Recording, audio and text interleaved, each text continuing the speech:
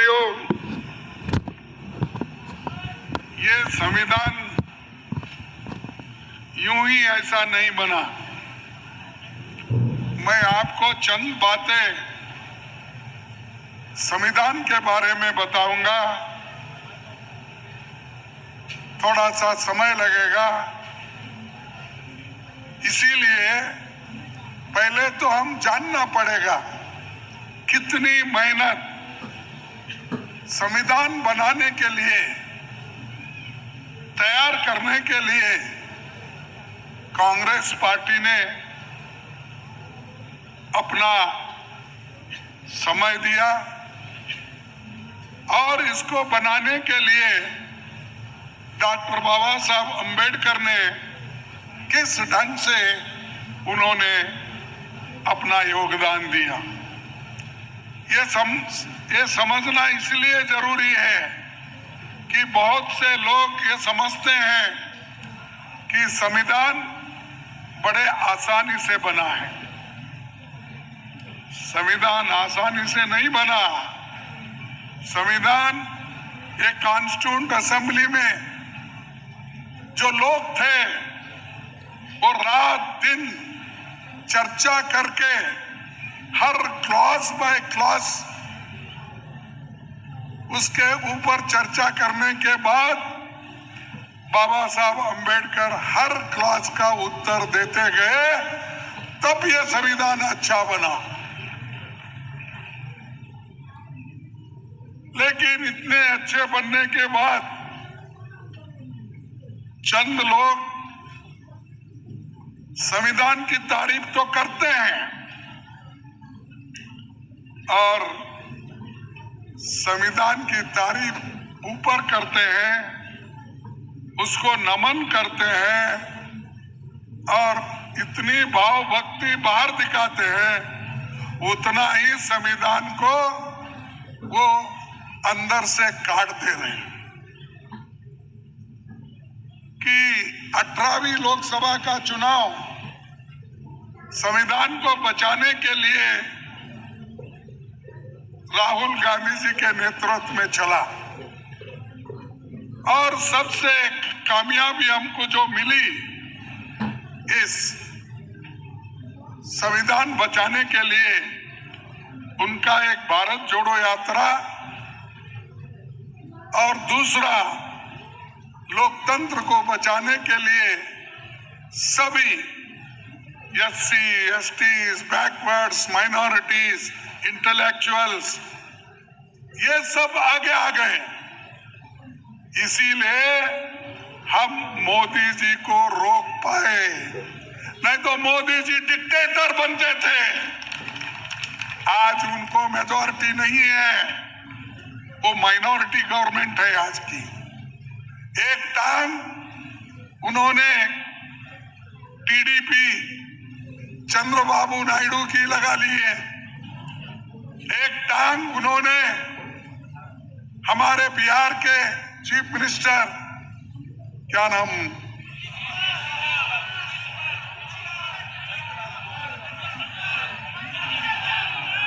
तो उनकी टांग लगा लिए है। ये दोनों टांग लगा लेके चल रहे हैं मोदी जी। उसमें से एक टांग कोई खींच लिया तो एक गिर जाते हैं, सरकार गिर जाती है। और मैं आप सबको बधाई देता हूं कि आप लोगों ने मिलकर डट के मुकाबला किया, इसीलिए मोदी की सरकार अपने पैर पे खड़े होके नहीं बनी। ये बहुत बड़ा देन इस देश के लोगों का है। अगर उनको 300 पार, 400 पार, ये जो कहते थे, अरे भाई 400 तो छोड़ो, आपको कुल मिले हैं 240। अगर हमारे लोग और थोड़ा धक्का लगा देते तो उन्होंने 200 के नीचे ही आते थे और आज सरकार नहीं बनती थी। लेकिन ये लोग हमको डराते हैं। जिनको संविधान का फायदा हुआ, जिनको संविधान से सब कुछ मिला, वो लोग हमको ये कहते हैं सब कुछ हमने बनाया, और सुबह शाम तक देश का काम करने का छोड़ के ये गांधी फैमिली, वो गांधी फैमिली के कोई लोग 1989 से कोई चीफ मिनिस्टर बना, कोई प्रधानमंत्री बना, कोई मिनिस्टर बना, कुछ भी नहीं, फिर भी उनको गालियां देते। ये कमजोरी बीजेपी की है, ये कमजोरी मोदी की है। उनके पास वो इतना डरते हैं गांधी का नाम लेते ही, क्योंकि राहुल गांधी जी जो है वो बोलते हैं। इसीलिए आज और एक डर उनमें पैदा हुआ, वो है जातीय जनगणना। जातीय जनगणना अगर हुआ तो सब लोग अपना अपना हिस्सा मांगेंगे, तब मोदी जी परेशान होके फिर अहमदाबाद चले जाएंगे। तो भाइयों, संविधान इतनी मजबूत बनी, इसको कोई फिलहाल छेड़छाड़ नहीं कर सकता, और अगर कोई छूने गया तो निश्चित रूप से वो कहीं अधिकार में भी नहीं रहेंगे, वो लोगों से दूर हो जाएंगे। और संविधान सभा ने इतनी मजबूती के साथ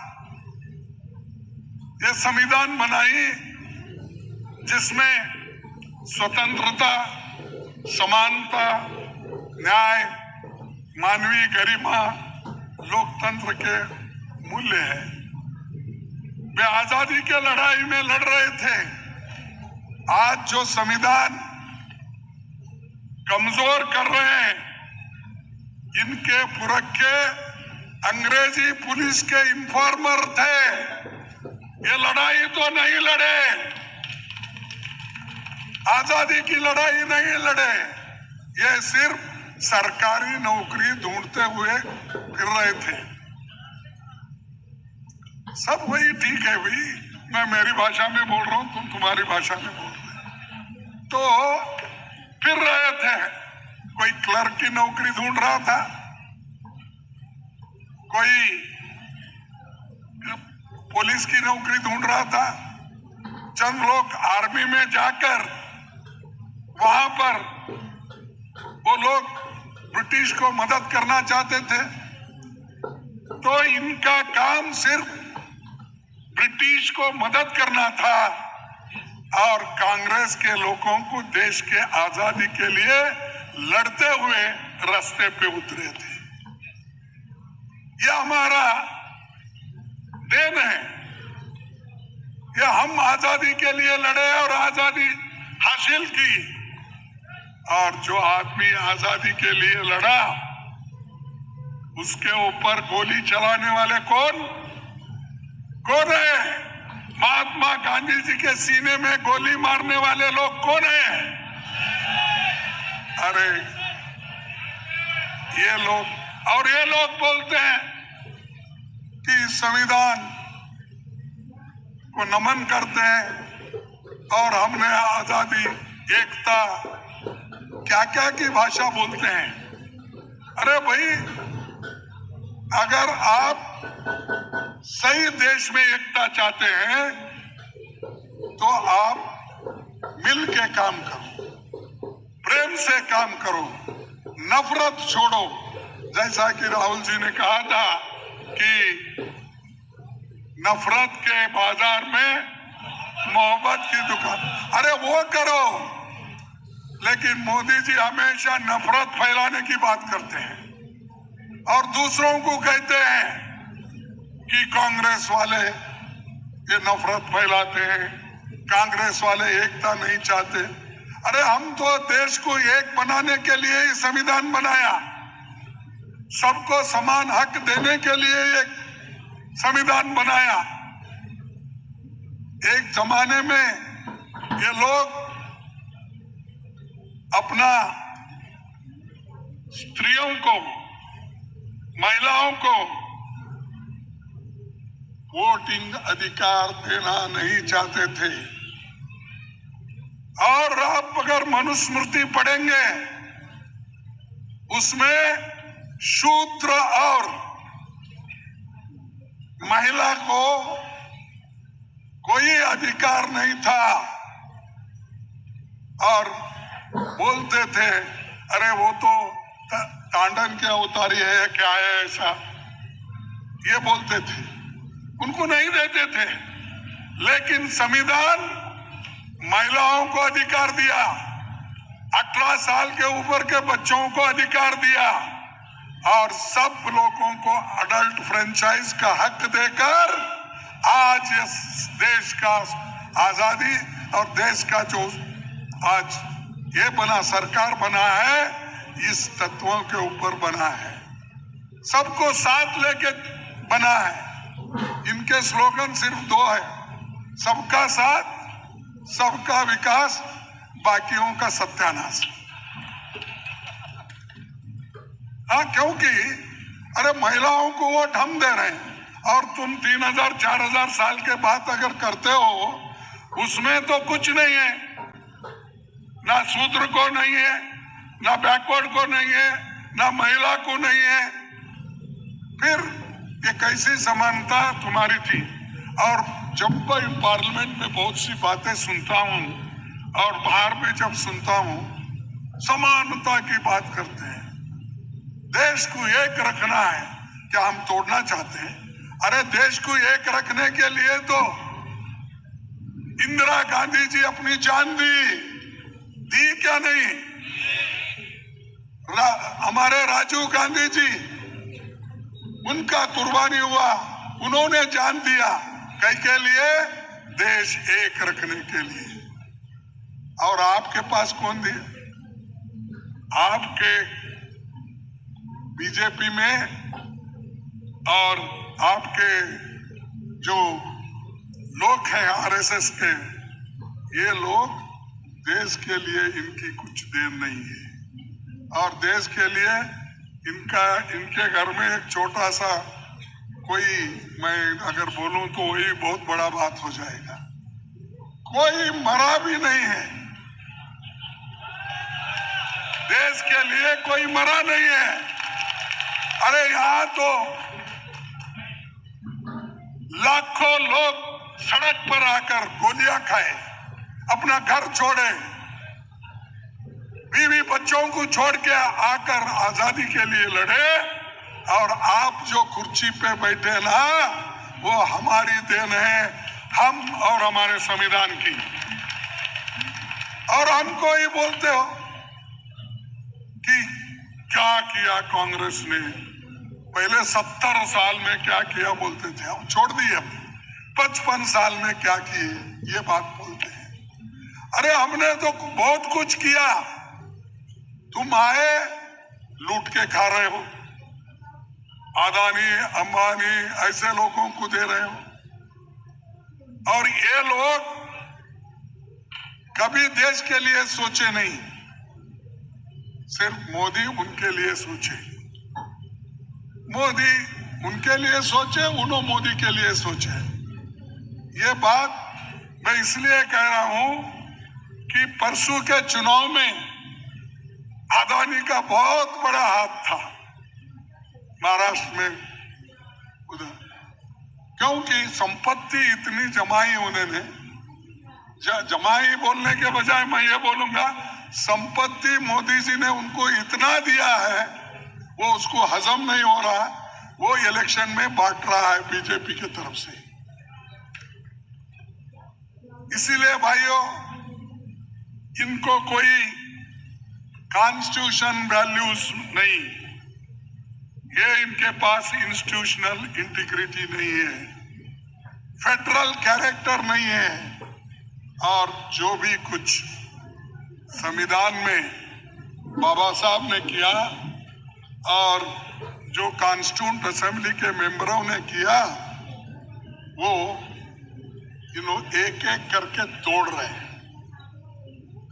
मैं एक बात बताता हूं, सब लोग मानते हैं, मैं ये कहने में थोड़े वैचारिक डिफरेंसेस हो सकते हैं, फिर भी उस वक्त डॉक्टर राधाकृष्णन ने एक बात की, क्या की, मैं इसको जरा पढ़ के बता।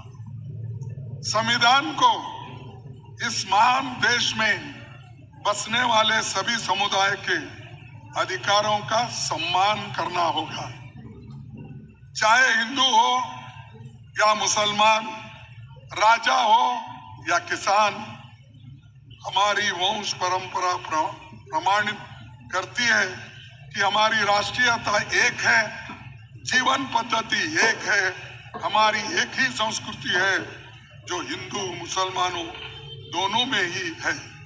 उसी तरह जिस तरह गंगा का जल और हिमालय की बर्फ इस देश में घुली है, सम्राट अशोक ने अपने राज्य को भिन्न भिन्न धर्म और जाति में बटा देखा तो उन्होंने कहा था, अशोक ने, कि समवाय एवं साधु का आदेश दिया, यानी एकता ही सर्वोत्तम वस्तु है। ये सम्राट अशोक ने दिया, पटना से लेकर अपने कई देशों, अफगानिस्तान तक, सब जगह। और ये लोग एक है तो सेफ है। और दूसरा कोई बोलता है कि क्या बोलता है भाई, एक तोड़ना, बटेंगे तो कटेंगे। किसके लिए भाई? कौन बांट रहा है देश? अरे देश के लिए तो हम लोग तैयार हैं। और यहां तो एकता को काटने वाले, बांटने वाले आप लोग हो, हम नहीं। हर जगह जाना, ऐसे भड़कीले भाषण करना, लोगों को मिसगाइड करना और धर्म के नाम पर वोट की बात करते हैं। लेकिन हम सिर्फ संविधान की बात करते हैं। संविधान बचा, लोकतंत्र बचा तो सब लोग बचते हैं, सिर्फ आपके कहने से नहीं। और बाबा साहब अम्बेडकर ने एक बात कही थी, मैं दो कोटेशन उनका बोलता हूं, एक यहां है और एक दूसरा है। उन्होंने कहा, यदि राजनीतिक दल अपने पंथ को देश के ऊपर रखेंगे तो हमारा स्वतंत्रता एक बार फिर खतरे में पड़ जाएगी। समझे? यदि राजनीतिक दल अपने पंथ को देश से ऊपर रखेंगे तो हमारी स्वतंत्रता एक बार फिर खतरे में पड़ जाएगी और संभवतः हमेशा के लिए खत्म हो जाए। हम सभी को इस संभाव्य घटना का दृढ़ निश्चय के साथ प्रतिकार करना चाहिए। ये बाबा साहब जो अछूत उनको कहते हैं, दलित कहते हैं, उन्होंने देश के बारे में ये बात बोली। अगर आप लोग ये स्वीकार करते हैं तो हमको पाठ मत पढ़ो, तुम खुद उसका आचरण करो। तो ये लोग कहते हैं, करते हैं ये, और बाबा साहब की तस्वीर तो अब लगा रहे हैं, जब जब जरूरत होती तब लगाते हैं, हमेशा नहीं लगाते। तो ये आपने जो जागरूकता अभियान चला रहे हैं, मैं आप लोगों को धन्यवाद देता हूं, क्योंकि ये कम से कम सबको पहुंचे। और खासकर ये दफ्तर में जो आज आरएसएस और बीजेपी लगा रहे हैं, और बाबा साहब को भी नमन करने का उनको याद आया है, तो इसका अर्थ है कि आप जो उनका बाबा साहब का अभियान चला रहे, संविधान का अभियान चला रहे, इसकी वजह से वो अपना सर झुका के संविधान का नमस्कार कर रहे हैं। नहीं तो संविधान, बाबा साहब, उनको कुछ नहीं, सिर्फ गोलवलकर गुरुजी और आरएसएस इधर ही देखते थे वो। लेकिन आज आपने झुकाया उनको, संविधान को नमन करने के लिए आपने सिखाया। इसलिए आप लोगों को मैं धन्यवाद देता हूं। ये मोमेंट के वजह से चल रहा है।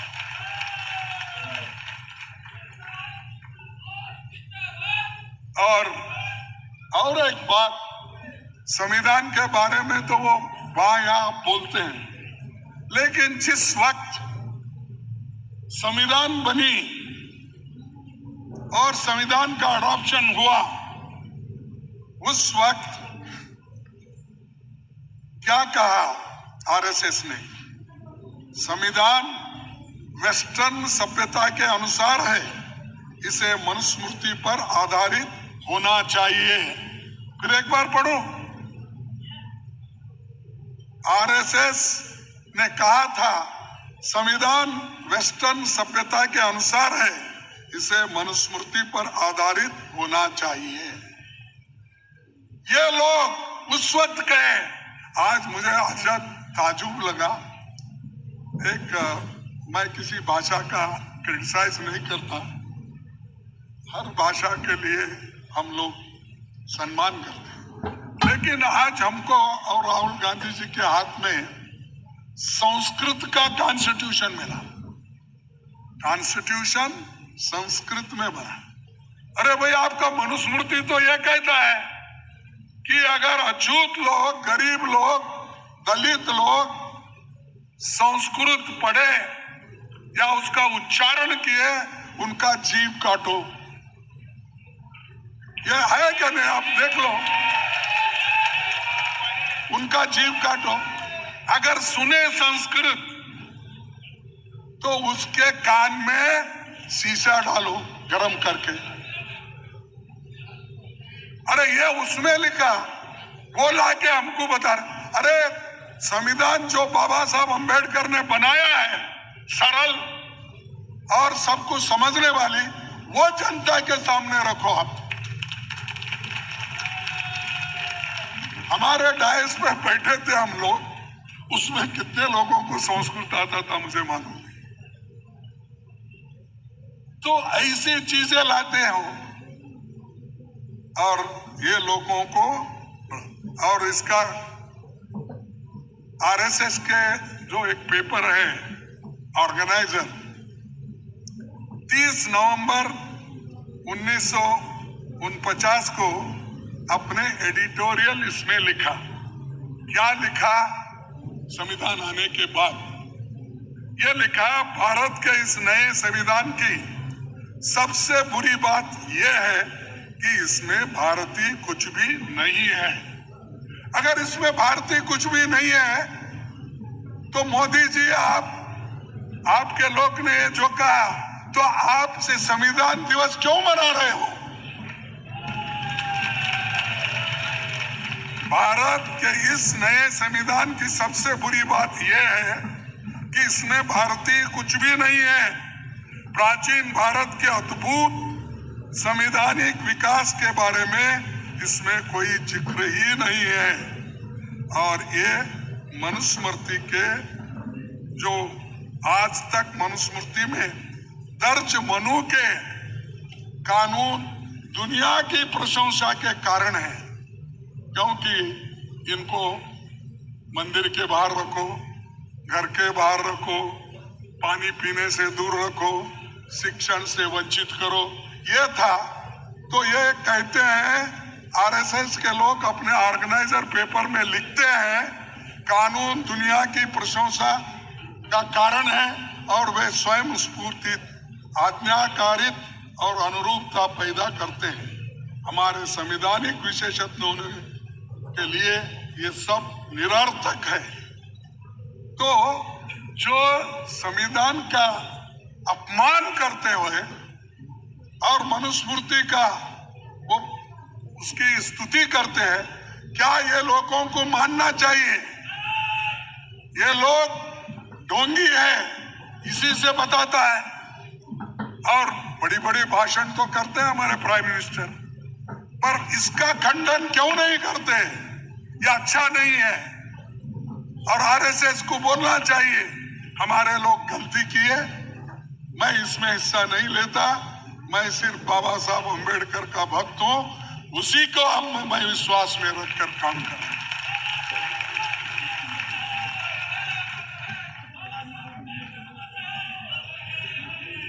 और मैं ये इसलिए बोलना पड़ रहा हमको कि बहुत से आजकल आदिवासी, दलित, पिछड़े उनके पीछे लगे। अरे भाई, छोटा मोटा कोई कंसेशन मिलता होगा, लेकिन अपने स्वाभिमान को बेचकर आप सिर्फ छोटे मोटे कंसेशन को उनके पीछे जाते हो। और उनकी मंशा ये है जो मैंने बताया। तो इसलिए दोस्तों, मैं जो कुछ हमारे संविधान में है, और संविधान की ये अपना रक्षा करना हमारा धर्म है, और उसमें डेमोक्रेटिक रिपब्लिक, उसके बाद फंडामेंटल राइट्स, इंडिपेंडेंट जुडिशरी, ये सारी चीजें हैं, फ्रीडम ऑफ रिलीजन। अब यहाँ इनके जमाने में 11 साल हुआ इनकी सरकार आके, ना फ्रीडम ऑफ स्पीच है, ना फ्रीडम ऑफ रिलीजन है, सिर्फ काटो बाटो की बातें करते हैं। और अछूतों का तो पूछो मत। कहीं मध्य प्रदेश में आदिवासी के मुंह में पेशाब करते हैं, कई स्त्रियों को रेप करते हैं, कई घोड़े पे अगर बारात निकली तो उसको उतार के खींच के मार देते हैं। और ये संविधान के रक्षक है, ये तो संविधान के भक्षक है, खत्म करना चाहते हैं। तो इसीलिए इनकी सोच है, वही सोच के मुताबिक काम करते हैं, और ये संविधान के तहत ये काम नहीं करते। इसीलिए ये बड़ी बड़ी बातें करने वाले, इनको हम पीछे ढकलना चाहिए, और आगे हम सभी लोग एक होकर आगे बढ़ना चाहिए। अब तो ऐसा है, मैं इलेक्शन के बाद नहीं करता, लेकिन मैं एक बात करूंगा, वो जरूर करूंगा, और हमारे अपोजिशन लीडर राहुल गांधी जी भी इसको मानेंगे। अरे हमारा सब जितनी भी शक्ति लगा के SC, ST, OBC, गरीब तबके के लोग, छोटे कम्युनिटी के लोग, ये लोग जो अपना वोट दे रहे हैं, वो वोट फजूल जा रहा है। नहीं, वो EM छोड़ दो, हमको EM PVM कुछ नहीं, हमको होना बैलेट पेपर पे वोट, बस।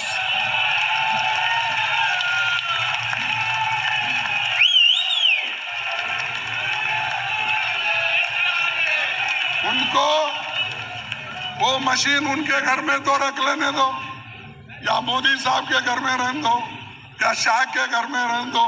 अगर किसी गोडाउन में, अहमदाबाद में बहुत से गोडाउन बने, वहां ले जाके रख लेने दो, हमको बस पेपर पे करो। और आपको मालूम होगा उस वक्त तुम्हारी हालत क्या है, कहां खड़े हो, उस वक्त आपको मालूम होगा। तो मैं ये अपने पार्टी के तरफ से एक मुहिम शुरू करना चाहिए। सभी लोगों को कहना चाहिए, सभी पार्टियों को भी हम कहेंगे, और राहुल गांधी जी के नेतृत्व में जैसा भारत जोड़ो यात्रा निकाले, वैसा ही ये पेपर, बैलेट पेपर हमको चाहिए।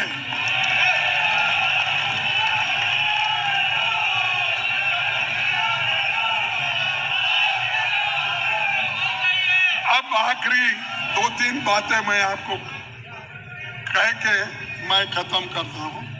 1-2-3 बातें इसलिए कहना पड़ रहा, आप बहुत से लोग जो संविधान बनाने वालों ने कैसा अपनी बात कॉन्स्टिट्यूंट असेंबली में रखे, और उनके वजह से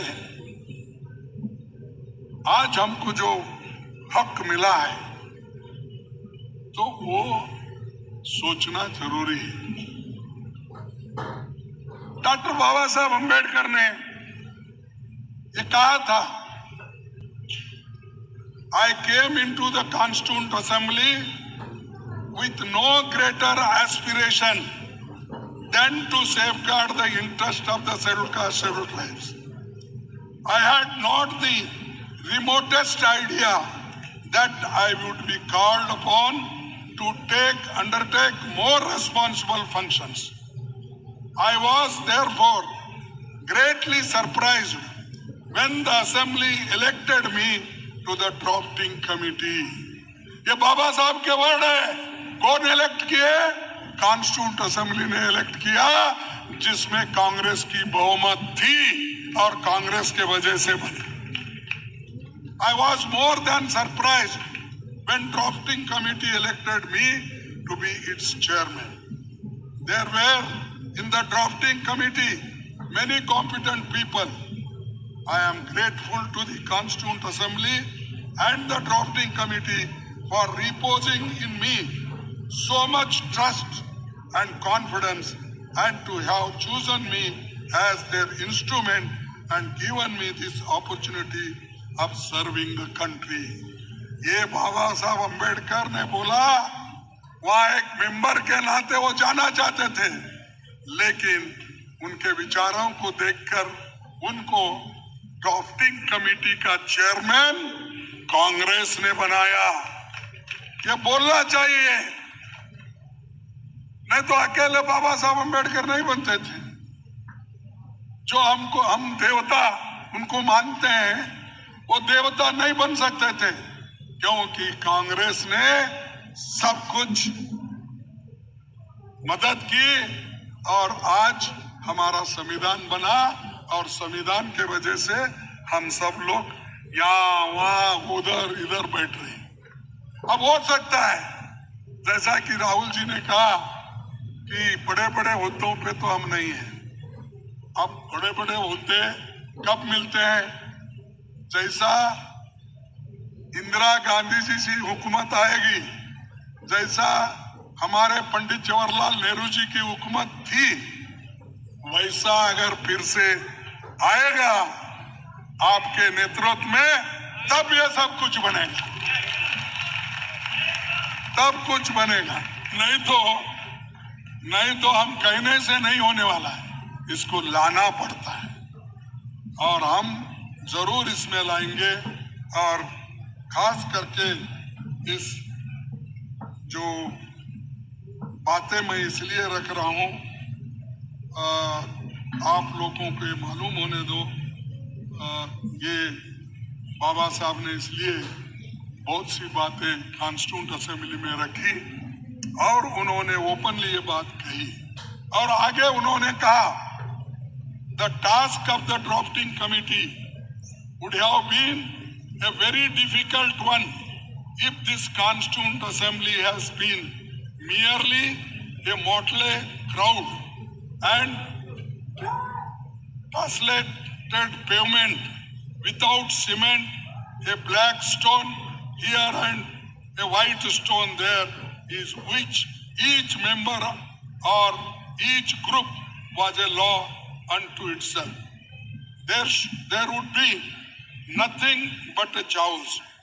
This possibility मैं आपको इसलिए बता रहा हूं कि बाबा साहब ने कैसा एक्नॉलेज किया कांग्रेस का, कांग्रेस ने जो मदद की और ये कॉन्स्टिट्यूशन बनने में उन्होंने क्या कहा। This possibility of chaos was reduced to nil by the existence of Congress party inside the assembly, which brought into its proceedings a sense of order and discipline. It is because of the discipline of Congress party that the drafting committee was able to pilot the Constitution in the Assembly with the sure knowledge as to the fate of each article and each amendment, the credit for the smooth sailing of the draft Constitution in the Assembly. मैं इसलिए आपको बोल रहा हूं, चंद लोग बाबा साहब का कांग्रेस ने अपमान किया, बाबा साहब को सपोर्ट नहीं किया। अरे सपोर्ट अगर नहीं करते, बाबा साहब ये बात बोलते थे, बाबा साहब ये कहते थे, अपने मुंह से कहा है और ये कॉन्स्टिट्यूंट असेंबली के भाषण में कहा है, लेकिन हमारे लोग कोई काउंटर ही नहीं करते।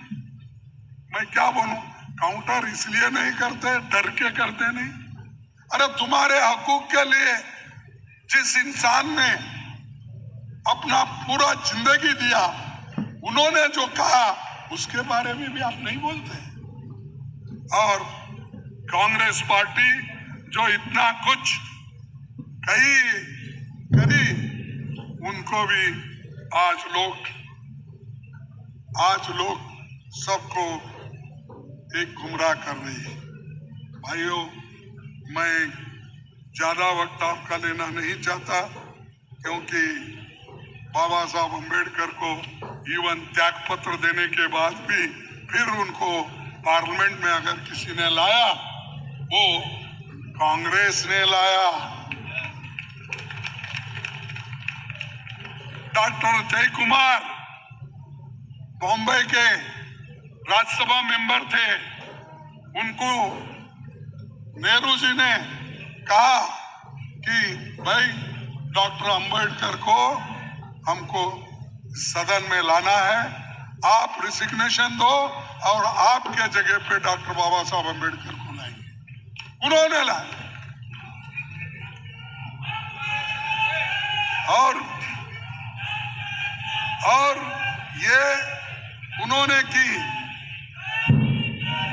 और आखिरी बात मैं कहता हूं, अरे भाई बैठो, और एक बात मैं आपसे कहना चाहता हूं लास्ट में। हम बाबा साहब ने ही कहा था, हम 26 जनवरी 1950 को एक विरोधाभास पूर्ण जीवन में प्रवेश करेंगे।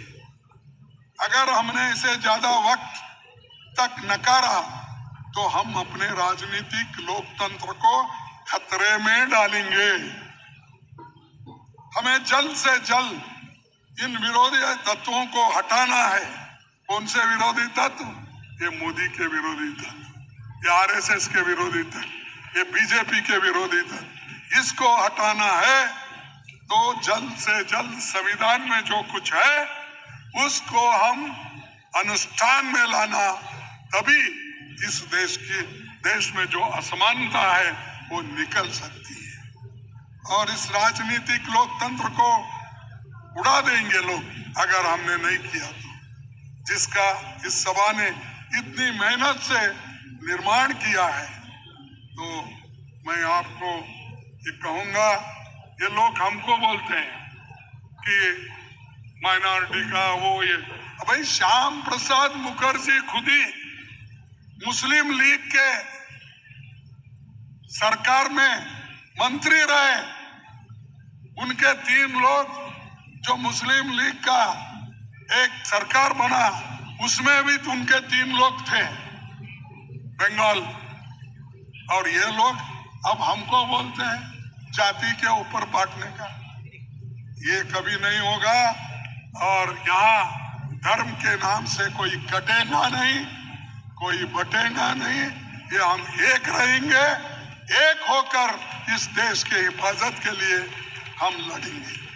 इसलिए मैं यही कहूंगा, संविधान अच्छा है, संविधान को सुरक्षित रखना चाहिए। और बाबा साहब खुद पहले भी बोले थे। और उसी के साथ हमारे पंडित जवाहरलाल नेहरू जी, एक बात उन्होंने स्पष्ट किया था। क्या किया था? उन्होंने बोला, भारत के विभिन्न समूहों, वर्गों और व्यक्तियों के बीच बड़ी असमानता है। ऊंचे तबके के लोगों को और नीचे लोगों में बहुत फर्क है। यदि हमें जनतंत्र स्थापित करना है तो इस फर्क को न केवल बांटना होगा बल्कि उसे बहुत कम करना होगा ताकि लोकतंत्र बचे। ये सारी चीजें हैं, बहुत सी चीजें हैं, लेकिन उतना सब मैं इसी वक्त बोलना नहीं चाहता हूं क्योंकि बहुत देर तक मैं आपका समय लिया। माफी चाहता हूं और राहुल जी को भी मैं थोड़ा सताया क्योंकि इतने देर तक भाषण करके उन्होंने दूसरा में ये था। लेकिन मैं इतना ही कहूंगा कि आप सब लोग मिलकर काम करो। मैं 2 स्लोगन दूंगा आपको। आप ये बोलना चाहिए, मैं बोलूंगा आवाज दो, तुम कहना हम एक है। आवाज दो, आवाज दो, आवाज दो। जय हिंद, जय संविधान।